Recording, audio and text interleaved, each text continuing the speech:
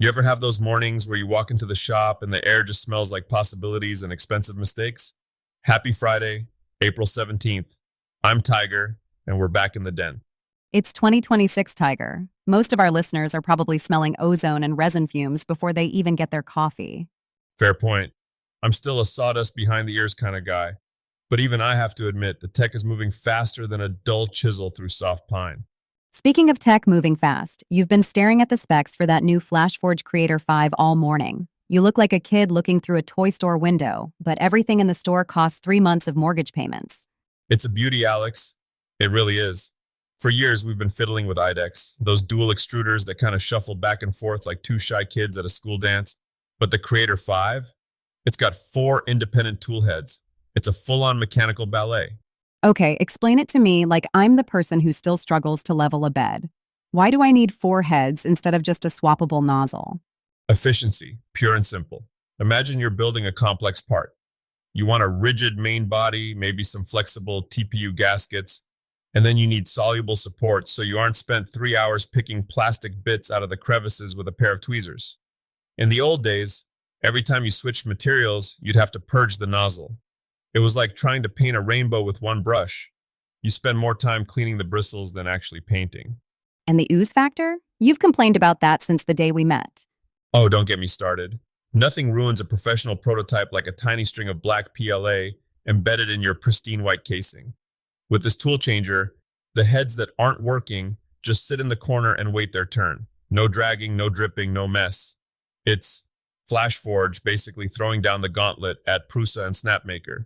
They're saying high-speed, multi-material fabrication isn't a hobbyist dream anymore. It's the baseline for a pro workshop. I'm guessing it's not exactly budget-friendly for the average DIYer just wanting to print D&D miniatures. If you're just making goblins, this is like buying a semi-truck to go get a gallon of milk.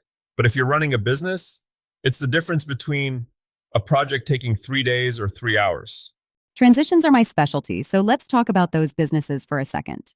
We saw the data for 2026 this week, and the job market is doing something weird. General construction is cooling off, but if you can wire a complex circuit or fix a massive HVAC system, you're basically a rock star right now. It's the AI ripple effect. Everyone thinks AI is just some lines of code floating in a cloud, but that cloud has a physical address. It's made of steel, concrete, and thousands of miles of copper. These AI data centers are popping up like mushrooms after a rainstorm, and they're thirsty for power and cooling. So, the people building the brains of the future are actually the electricians and pipe fitters? Exactly. You're not just pulling wire for a porch light anymore. You're cooling racks of servers that generate enough heat to roast a pig. It requires a level of precision that's more like high-end watchmaking on a massive scale. If you're a Sparky or a tin knocker right now, the smart money is on getting specialized in those infrastructure builds. Is it true you almost became an electrician before the woodworking took over? I spent one summer pulling rummocks in attics that were about 120 degrees. I learned 2 things. I have a healthy respect for electricity, and I'm much better at cutting wood than I am at standing in fiberglass insulation all day. But seriously, the pressure in those high-stakes jobs is no joke. I'm glad to see big firms like Bechtel finally talking about mental health. Yeah, it's a big shift. Usually, the tough guy culture in the trades meant you just sucked it up until your back gave out or you burnt out. It's a marathon, not a sprint. If you don't maintain the guy holding the wrench as well as you maintain the wrench itself, the whole operation falls apart. Taking a minute to check your head is just as much a safety protocol as wearing your steel toes. If you're listening to this and you're feeling the grind, look into those resources like NabTU. It's okay to admit the battery needs a recharge. Let's pivot to the business side of making. Maker Mogul Corner. We're seeing this rise of the brand genius creators, people like Dakota Ray Lowe. It feels like the era of just having a shop is over. Now you have to be a producer, a writer, and a marketing executive too. It can feel a bit like you're being forced to perform for treats, doesn't it? But here's the reality. In 2026, the product is the souvenir. The real value is the story of how it got made. You always say people don't buy the table, they buy the person who bled onto the table, which, by the way, is a very gross way to put it. Maybe a bit graphic. But look, if you're relying on the Instagram algorithm to feed your family, you're building your house on someone else's property. The creators who are winning right now are diversifying. They've got a Substack community where they share the nitty-gritty details a LinkedIn for the business of making side, and they treat their 1,000 core followers like gold. It's that micro influencing thing. You don't need a million teenagers liking your videos. You need 50 people who want to buy your digital plans and 10 people who want to commission a $5,000 cabinet. Specificity is your friend.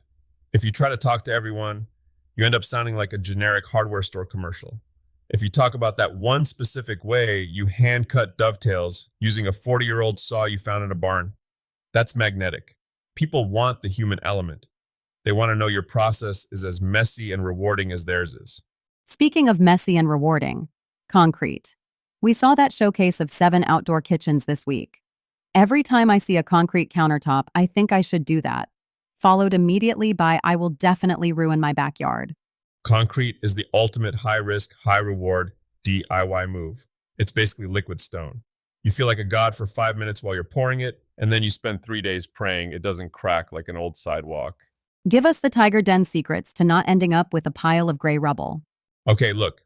First thing, the form is your destiny. If your melamine mold has a scratch the size of a hair, that concrete will find it and preserve it forever. It's a mirror. If the mold isn't perfectly level and glass smooth, your countertop won't be either. Spend 3 times longer on the form than you think you need to. And the reinforcement? I've seen people just toss some chicken wire in there and call it a day. That's a one-way ticket to Heartbreak City. You need proper rebar or mesh, especially for outdoor builds. Between the summer sun baking it and the winter frost trying to heave it, that concrete is under constant tension. It's like a living thing that wants to pull itself apart. You have to give it some backbone. What about those air bubbles? Nothing ruins the look like 1,000 tiny pinholes on the surface. This is where you get to have some fun. Once you pour, you've got to vibrate the heck out of it. You don't need a professional vibrator. Just take your palm sander, put a high grit pad on it, and run it all along the outside of the forms. It's like magic. You'll see those little bubbles rise to the top like they're gasping for air. It sounds like a lot of work for something I could just buy as a slab of granite.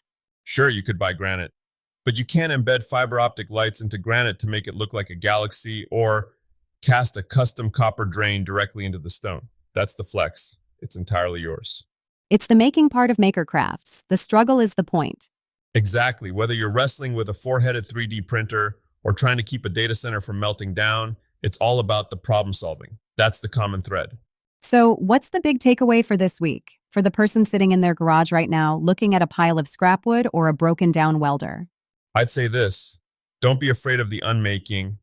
Sometimes you have to tear down your old way of doing things or your old mold to build something that can actually handle the weight of what's coming.